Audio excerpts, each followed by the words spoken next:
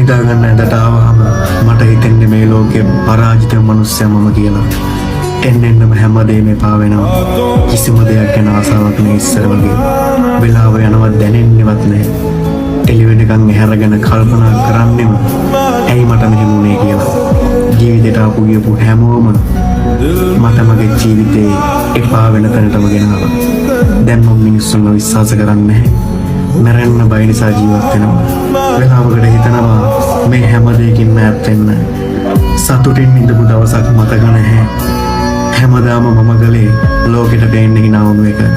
ඒ හිත ඇතුලෙන් පොඩි එකෙක් වගේ අඬනවා. අපි මිනිස්සුන්ට අවංක වෙන තරමටම ඒ මිනිස්සු අපිට අවංක වෙනවා නම් හිතේ තියෙන පීඩනේ, හිතේ තියෙන දුක, හිතට දැනෙන තනිකම මේ හැම දෙයක් එක්කම මම හරි අමාරුවෙන් ලෝකෙට පේන්න hina වෙනවා. ඉතින් මම මගෙන්ම අහන්නේ ඇයි මට මෙහෙම වුනේ? දැන් මට හරි මහන්සි.